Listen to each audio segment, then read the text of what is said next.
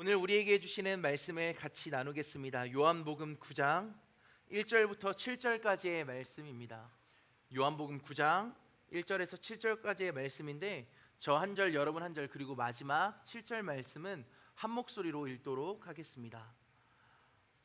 제가 먼저 읽겠습니다. 예수께서 가시다가 날 때부터 눈먼 사람을 보셨다.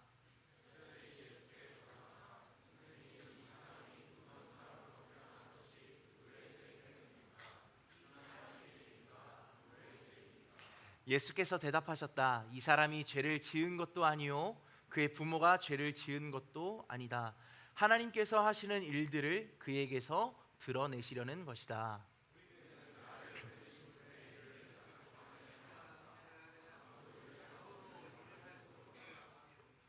내가 세상에 있는 동안 나는 세상의 빛이다.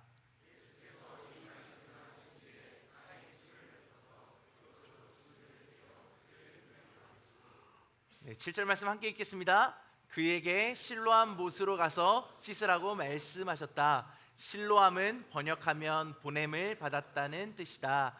그 눈먼 사람이 가서 씻고 눈이 밝아져서 돌아갔다. 아멘. 네, 요즘 저에게 한 가지 고민이 있습니다. 그 고민이 무엇이냐면 제가 살고 있는 집 옆집에서 개를 키운다라는 거예요. 근데 저는 강아지를 정말 좋아하거든요. 개가 짖건 뭐 저를 물건 전 개를 너무 좋아합니다. 그런데 문제는 제가 잘 때만 짖어요.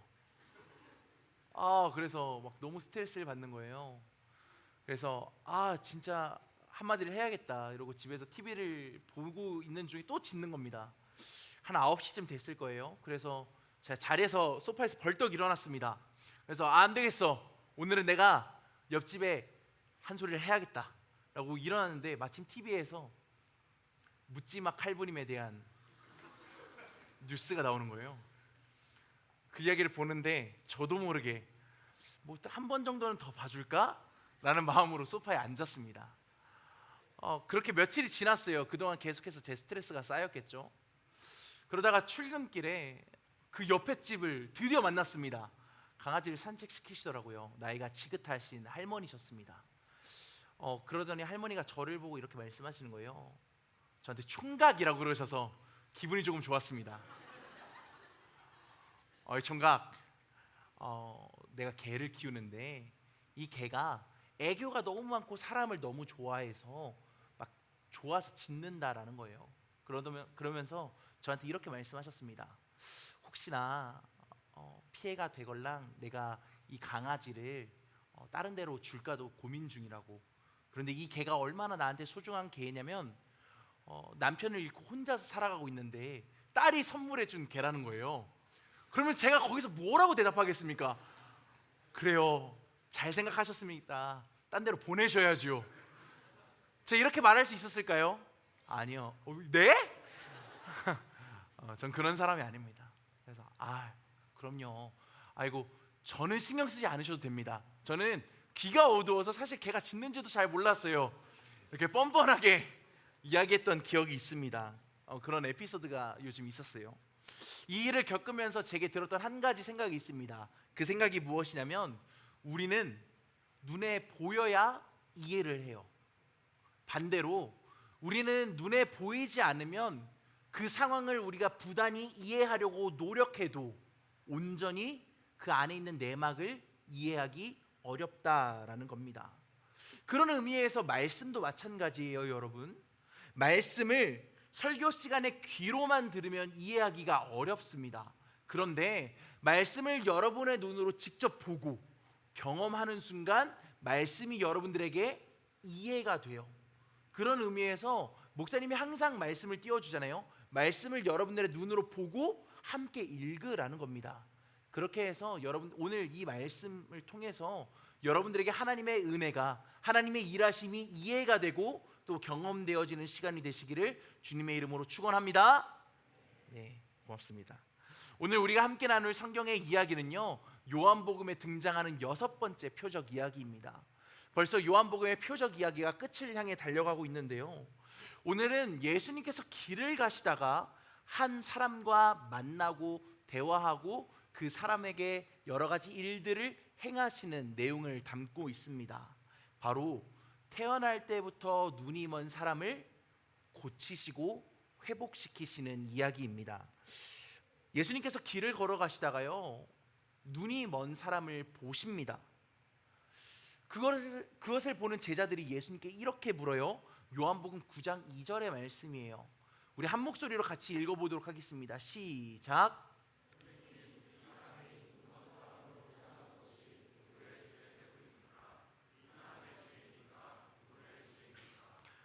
왜 제자들이 예수님께 이렇게 이야기했냐면요, 당시 유대인들은 인간이 겪는 질병이나 고난들, 아픔들, 상처들은 다 죄의 결과라고 생각했기 때문이에요. 그래서 눈먼 사람들을 보고 제자들은 예수님께 이렇게 묻는 겁니다. 예수님, 저 사람이 눈이 먼 것이, 저 사람이 질병 중에 있는 이유가 저 사람의 죄 때문입니까? 아니면 저 사람의 부모님 때문입니까? 라고 예수님께 이 제자들이 질문합니다. 우리가 다시 한번 말씀을 봤으면 좋겠는데요, 1절 말씀이에요. 우리 1절 말씀을 다시 한번 읽어볼게요. 시작. 예수님께서 가시다가 날 때부터 눈먼 사람을 보셨다. 우리가 여기서 주목해서 보아야 될 단어가 있는데 바로 보셨다라는 말이라고 했어요.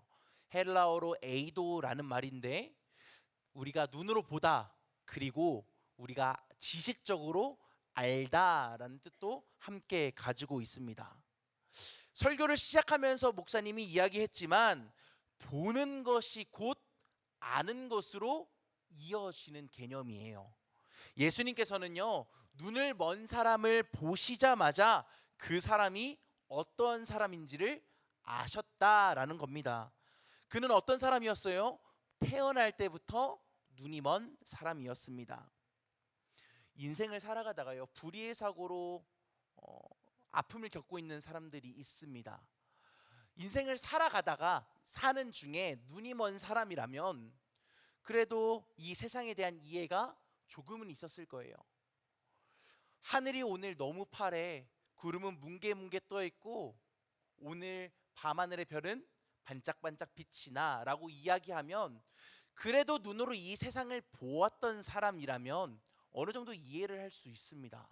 그런데 태어날 때부터 눈이 먼 사람에게 이런 이 세상을 말로 설명하면 알아들을 수 있을까요? 아니요, 알아들을 수 없습니다. 오늘 성경에 등장하는 태어날 때부터 눈먼 사람은 이 세상에 대한 이해가 전혀 없는 사람이 오늘 성경에 등장하는 겁니다. 예수님께서는 이 모든 상황을 다 인지하고 계신 거예요. 눈먼 사람에 대해서 잘 알고 계신 예수님께서 제자들의 질문, 이 사람이 눈이 먼 것이 이 사람의 죄 때문입니까? 아니면 그 사람의 부모님 때문입니까? 라는 이 질문에 예수님께서 이렇게 대답하십니다. 요한복음 9장 3절의 말씀이에요. 한 목소리로 같이 읽겠습니다. 시작. 이 사람이 죄를 지은 것도 아니요, 그의 부모가 죄를 지은 것도 아니다. 하나님께서 하시는 일들을 그에게 드러내시려는 것이다. 얼마 전에 있었던 에피소드를 하나 더 말씀드릴게요.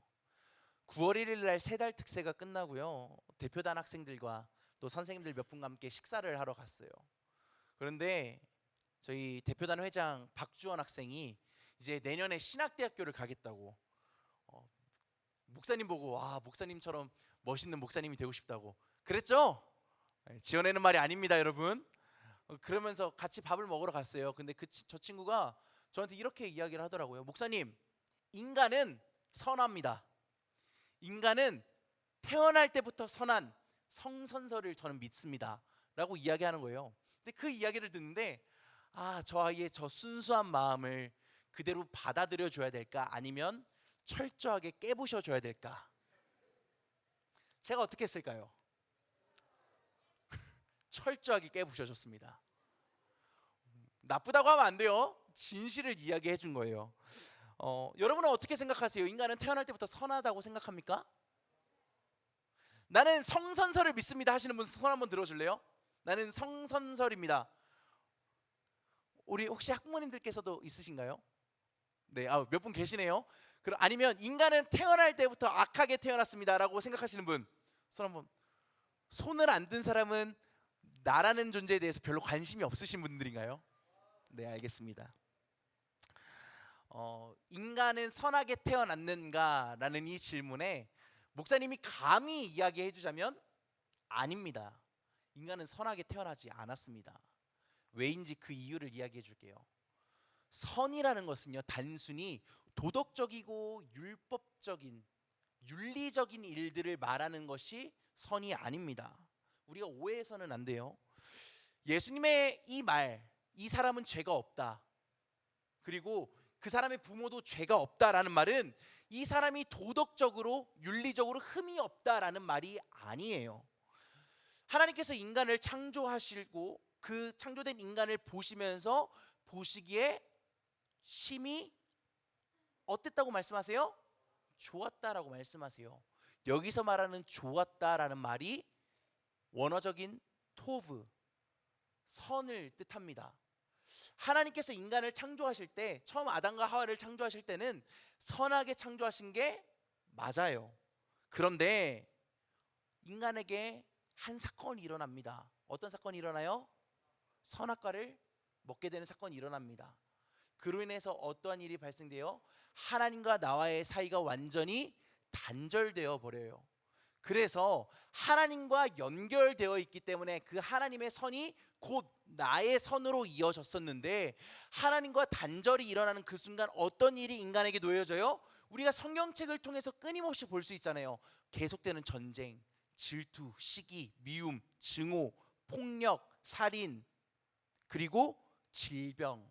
이 속에서 인간은 끊임없이 살아갈 수밖에 없게 되었어요. 그리고 그 끝이 뭐예요? 죽음이죠. 이것이 성경에서 말하는 죄인 겁니다. 우리의 마음속에 내포되어져 있는 미움, 질투, 시기, 증오, 다툼, 분쟁, 이런 것들이 성경에서 말하는 죄의 의미예요. 그리고 이 죄는 사실 우리 모두가 다 마음속에 가지고 있습니다. 다시 말해서 예수님께서 죄가 없다라고 말씀하시는 것은 윤리적 도덕적인 개념이 아니라는 거예요. 우리가 이것을 기억하며 계속해서 말씀을 이어나가 볼게요. 예수님께서 그리고 이 사람과 그 사람의 부모는 죄가 없다라고 말씀하시면서 예수님께서 그 사람이 눈이 멀게 태어날 수밖에 없었던 이유에 대해서 설명하십니다. 그 이유가 무엇이냐면 하나님께서 하시는 일들을 드러내기 위해서라고 성경은 기록하고 있습니다. 또 하나 여러분들이 오해해서는 안 되는 게 있어요. 우리가 겪는 질병, 고통, 시련, 절망, 이 모든 것이 다 하나님의 일을 드러내기 위해서는 아닙니다. 오늘 이 9장의 센텐스, 이 텍스트 안에서만 적용이 되는 말이에요. 오늘 이 요한복음 9장의 이야기, 특별히 눈이 먼 사람의 이야기 안에는 하나님께서 이 눈먼 사람을 통해서 이루어 나가시는 그 사람의 계획을 담고 있다라는 말입니다. 하나님께서는요, 여러분들 한 사람 한 사람을 향한 특별하고 놀라운 계획을 다 가지고 계세요. 그런데 나를 향한 계획이 다르고 또 여러분들 한 사람 한 사람을 향한 계획이 다 다르기 때문에 하나님을 일반화해서도 보편화해서도 안 됩니다. 내가 맞다, 내가 틀리다를 논할 수 있는 개념이 아닙니다. 그런 의미에서 오늘 특별하게 이 눈먼 사람을 향한 하나님의 계획이 담겨져 있다라는 것을 오늘 이 말씀을 통해서 보고 있는 겁니다. 그렇다면 이 눈먼 사람을 향한 하나님의 계획, 하나님께서 과연 어떤 일을 하시려고, 과연 어떤 계획을 이 사람에게 보여주시려고 이 사람이 태어날 때부터 눈이 멀었을까? 말씀을 통해 계속 나눠보겠습니다. 요한복음 9장 4절에서 5절 말씀이에요. 우리 한 목소리로 같이 읽겠습니다. 시작.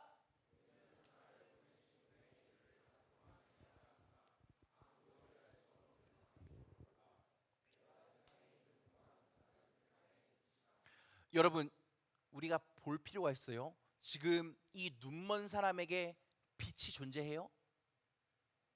눈먼 사람에게 빛이라는 개념은, 빛이라는 이해 자체가 성립되지가 않아요. 왜? 한 번도 빛을 본 적이 없기 때문입니다. 이 사람은 평생 어둠 속에서만 살았던 사람이에요. 어둠은 곧 무엇을 의미해요? 밤을 상징하죠. 예수님께서 말씀하시는 겁니다. 내가 세상에 있는 동안 어둠을 밝히는 빛이 되어줄 거고, 밤과 같이 어두운 너희의 인생을 낮과 같이 밝혀줄 거야 라고 예수님께서 말씀하시는 겁니다. 쉽게 설명하자면 눈이 멀어서 보지 못하는 평생을 어둠 속에 밤에서 살아가고 있는 이 사람에게 빛이 되어주시며 그 사람의 눈을 보게 해주시겠다라고 예수님께서 말씀하시는 겁니다. 그리고 이어서 그 사람에게 이렇게 말씀하세요. 6절에서 7절 말씀이에요. 띄워주시겠습니까? 한 목소리를 읽어봅시다. 시작. 땅에 침을 뱉어서 그것으로 진흙을 개어 그의 눈에 바르시고 그에게 실로암 못으로 가서 씻으라고 말씀하셨다. 그 눈먼 사람이 가서 씻고 눈이 밝아져서 돌아갔다. 남자 학생들이 20살이 넘으면 가야 되는 곳이 있어요. 어디죠? 군대입니다. 여기에 훈련소를 혹시 논산으로 갔다 오신 분들은 아시겠지만 가면 항상 부르는 찬양이 있어요. 바로 실로암이라는 찬양이에요. 어두운 밤에 하면서 거기 가면 완전히 난리입니다. 여러분들도 그렇게 될 거예요. 아무튼 예수님께서는요, 땅에 침을 뱉으셔서 그거로 진흙을 만드십니다. 그리고 눈이 어두워 앞을 못 보던 그 사람의 눈에 바르세요. 여기서 오마주되는 성경의 스토리가 하나 있어요. 무엇이에요? 창조예요.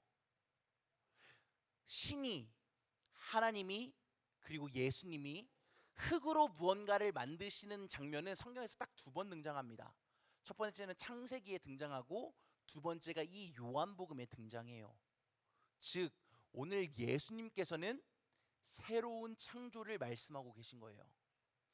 눈이 어두워 평생을 앞을 보지 못했던 이 사람의 존재를 완전히 새롭게 만들어 가시겠다라는 하나의 상징적인 표현인 겁니다. 하나님께서 이 세상을 창조하실 때 땅의 흙으로 사람을 창조하셨어요. 그리고 오늘 예수님께서도 진흙을 그 사람의 눈에 바르십니다. 그리고 이렇게 말씀하세요. 실로암 못에 가서 내 눈을 깨끗하게 씻어라. 그리고 그 사람은, 태어날 때부터 눈이 멀었던 사람은 예수님의 말을 듣고 실로암 못으로 갑니다. 그리고 그곳에서 눈을 닦아요. 그러자 어떤 일이 일어납니까? 평생을 앞을 보지 못했던 그 사람의 눈이, 평생을 어둠 속에 살았던 그 사람이 앞을 보게 되고 빛을 보게 됩니다. 예수님께서 이 눈먼 사람을 보낸 실로암이라는 곳은요, 보냄을 받은 자라는 뜻을 가지고 있습니다. 오늘 예수님께서는 이 눈이 먼 사람을 보냄을 받은 자라는 뜻을 가지고 있는 실로암으로 보내십니다. 그리고 그곳에서 예수님의 새로운 빛, 예수님의 새로운 창조를 경험하게 하십니다. 그리고 나서 그 사람이 보이는 행동이 무엇일까요? 예수님을 통해 내가 새롭게 태어났음을, 예수님을 통해 내가 새롭게 다시 창조되었음을 많은 사람에게 전하는 삶을 살아요. 즉 예수님에 의해서 보냄받은 사람으로서 남은 삶을 살아가게 됩니다. 보냄받은 자라는 뜻을 가지고 있던 연못에서 회복을 경험한 이 사람은 그 실로암이라는 이름에 담겨진 뜻처럼 예수님께 보냄받은 사람으로 평생을 살아가게 되는 겁니다. 즉 태어날 때부터 눈먼 사람을 향한 하나님의 계획은 세상을 밝히는 빛이신 예수님을 많은 사람들에게 보여주는 예수님의 도구로 쓰시는 겁니다. 그리고 눈먼 사람을 통해 계획하신 하나님의 놀라운 일들, 어둠과 같은 이 세상 속에 하나님의 빛, 예수님이 전해지는 것으로 오늘 우리가 함께 나눈 성경의 이야기는 끝이 나게 됩니다. 오늘 우리가 함께 나눈 이 눈먼 사람의 이야기, 6번째 표적 이야기를 통해서 말씀하시는 진의 안에 숨겨진 의미가 무엇일까요? 사실 우리는요 모두 영적으로 눈먼 사람과 다름없습니다. 이 눈먼 사람은요 스스로 아무리 노력해도, 부단히 애써봐도, 열심을 다해봐도, 이해하려고 해도 예수님을 이해할 수 있어요, 없어요? 없습니다. 우리도 마찬가지예요. 우리의 존재가 죄인이기 때문에, 그리고 우리의 존재가 하나님과 이제 떨어져서 단절되었기 때문에 더 이상 하나님의 뜻을 알고 싶어도, 나를 향한 하나님의 계획을 알고 싶어도 우리는 알 수가 없는 존재예요. 즉 우리는 영적으로 눈먼 사람과 다름없습니다. 그런데 오늘 눈먼 사람을 보시고 그의 모든 사정을 아시고 그를 찾아오셔서 회복시키신 예수님께서, 그를 재창조하시고 새롭게 하신 예수님께서 오늘 말씀을 통해 우리에게 말씀하시는 겁니다. 눈이 어두워서 하나님의 뜻을 보지 못하고 나를 보지 못하는 얘들아, 내가 너희를 알아. 내가 너희를 보았고 내가 너희의 모든 아픔들, 슬픔들, 좌절들, 걱정들, 근심들, 그 모든 것을 내가 다 알아. 그리고 예수님께서 우리 인생에 찾아오십니다. 그리고 어떤 일을 행하세요? 다시 우리를 새롭게 하십니다. 좌절에서 절망으로, 고아에서 자녀로, 죄인에서 의인으로 우리를 완전히 새롭게 창조하십니다. 그래서 고린도후서 5장 17절에 사도 바울은 이렇게 기록하고 있어요. 누구든지 그리스도 안에 있으면 그는 새로운 피조물입니다. 옛 것은 지나갔습니다. 보십시오, 새 것이 되었습니다. 사랑하는 청소년 교회 학생들, 교사들, 그리고 이 시간 가운데 함께 예배하는 우리 모든 예배자 여러분, 오늘 말씀을 통해서 단 한 가지 이것만큼은 기억하셨으면 좋겠습니다. 눈먼 사람은 예수님을 통해 새롭게 태어났습니다. 그리고 이전과는 다른 삶을 살아갔습니다. 평생 예수님을 알지 못하고 하나님을 알지 못했던 사람이 하나님을 알게 되고 하나님을 전하게 되는 것으로 완전히 변화된 인생을 살았습니다.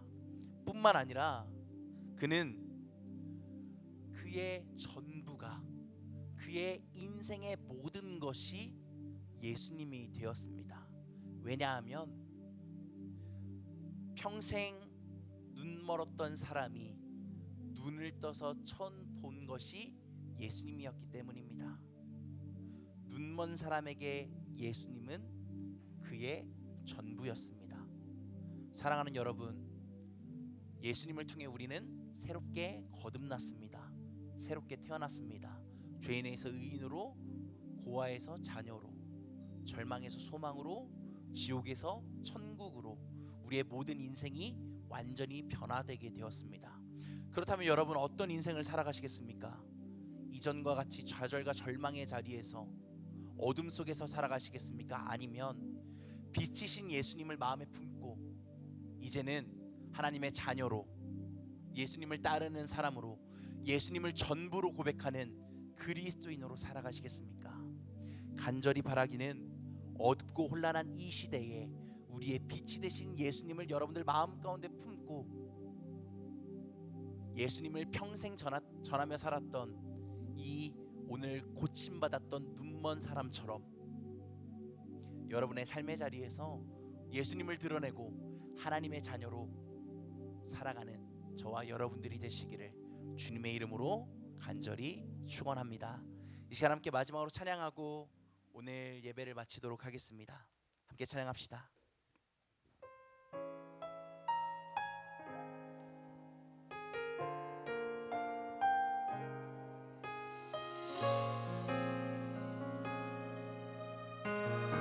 내가 주님 알기 전, 내가 주님 알기 전 주님 날 먼저 아시고 나 주님 사랑하기 전 주님 날 사랑하셨네.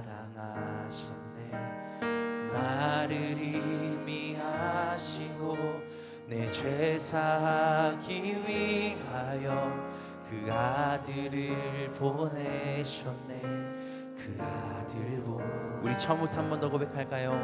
내가 주님 알기 전 내가 주님 알기 전 주님 날 먼저 아시고 나 주님 사랑하기 전 나를 이미 아시고 내 죄 사하기 위하여 그 아들을 보내셨네. 그 아들 사랑하는 내 딸아, 사랑하는 내 딸아, 내가 너를 잘 안다. 너의 약물을 안다. 너의 아픔을 안다.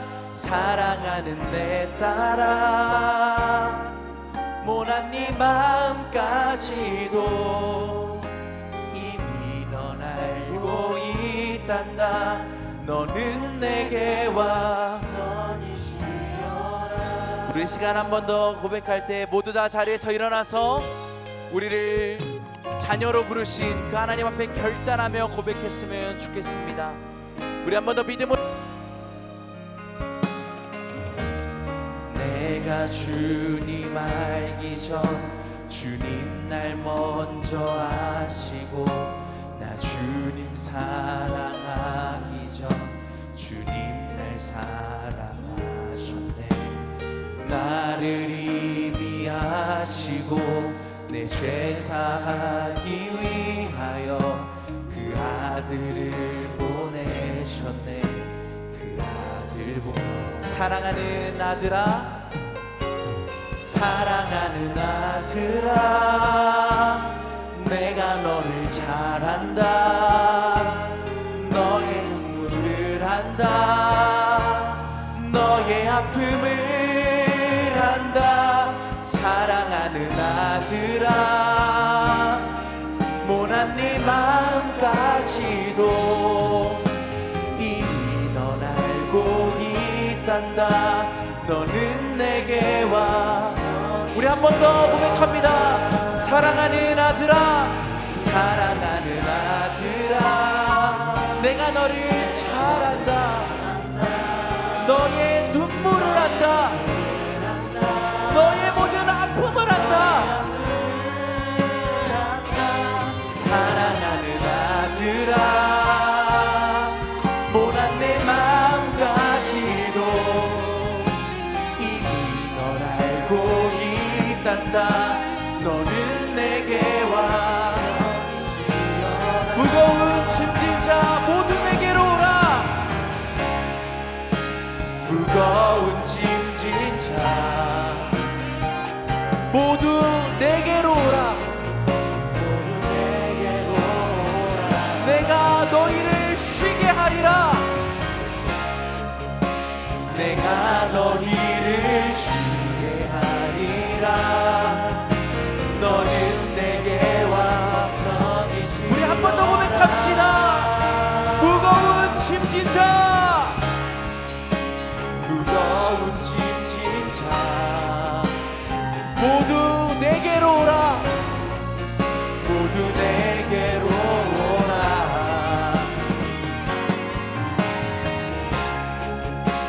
내가 너희를 쉬게 하리라. 너는 내게 와 편히 쉬어라. 사랑하는 내 딸아, 사랑하는 내 딸아, 내가 너를 잘. 여러분을 향한 하나님의 위로의 말씀입니다. 여러분의 모든 아픔을 아시고 여러분의 모든 슬픔을 아시는 주님께서 이 시간 여러분들에게 말씀하십니다. 모난 네 마음까지도 이미 넌 알고 있단다. 우리 마지막으로 한 번 더 고백합시다. 사랑하는 내 딸아, 사랑하는 내 딸아, 내가 너를 잘 안다. 너의 눈물을 안다. 너의 아픔을 안다. 사랑하는 아들아, 못난 내 마음까지도 이미 넌 알고 있다. 우리 이 시간 두 손 높이 들고 우리 한 번 더 고백합시다. 사랑한다 아들아, 사랑한다 아들아, 내가 너를 잘 아노라. 사랑한다 내 딸아, 사랑한다 내 딸아, 내게 축복 더하노라. 한 번 더 고백합시다. 사랑한다, 사랑한다 아들아, 내가 너를 잘 아노라. 잘 아노라. 사랑한다 내 딸아, 내게 축복 더. 사랑한다 아들아, 사랑한다 아들아. 이 시간 주님께서 여러분에게 말씀하십니다. 내가 너를 잘 안다. 내가 너와 함께 할 거다. 내가 너의 모든 아픔을 위로할 거다.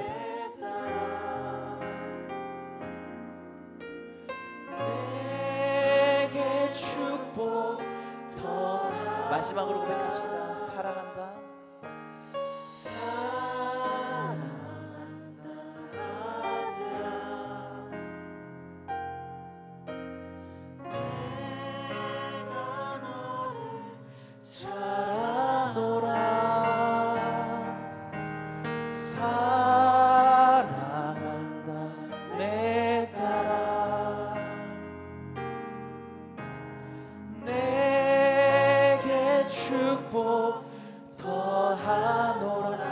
이 시간 여러분 가슴에 손을 얹고 함께 기도했으면 좋겠습니다. 하나님, 나의 모든 아픔을, 좌절을, 절망을, 나의 모든 눈물을 하나님께서 아신다고 말씀하셨습니다. 그리고 예수님을 통해서 우리를 다시 회복시키시겠다고 약속하셨습니다. 그리고 우리는 실제로 예수님의 그 십자가 사랑으로 다시 회복을 경험했습니다. 이제 우리가 예수님의 사랑을 경험한 자들로 다시 새롭게 재창조된 모습으로 예수님의 사랑을 전하며 하나님의 은혜를 전하는 삶을 살아가는 내가 되게 하여 주옵소서. 우리 믿음의 고백으로 간절한 마음으로 하나님께 결단하며 기도합시다. 기도하겠습니다.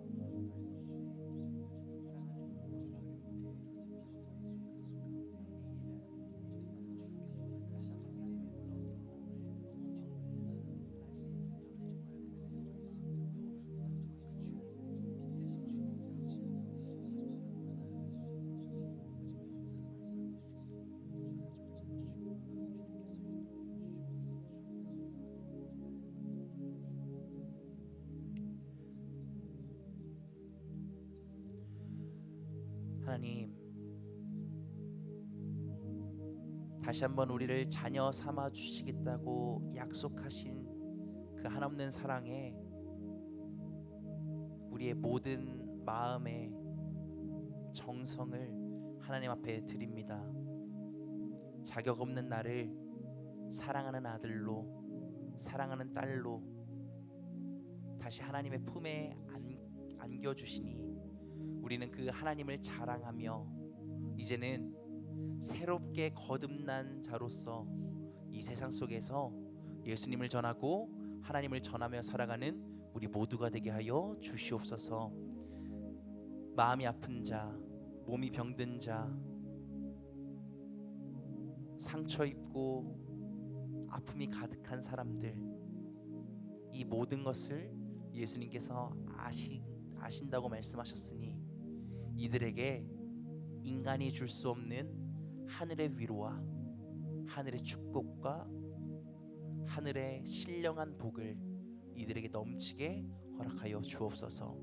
이 세상은 우리가 살아가기에 너무 버겁습니다. 아픔과 좌절이 가득하고 두려움이 가득합니다. 그럼에도 불구하고 이 세상보다 크신 하나님께서 나와 함께 하시니 그곳에서 예수님을 가슴에 품고 넉넉히 승리하며 살아가는 우리 모든 청소년들과 교사들, 이 자리에 함께한 모든 예배자들이 되게 하여 주옵소서. 이제 이들을 세상으로 파송합니다.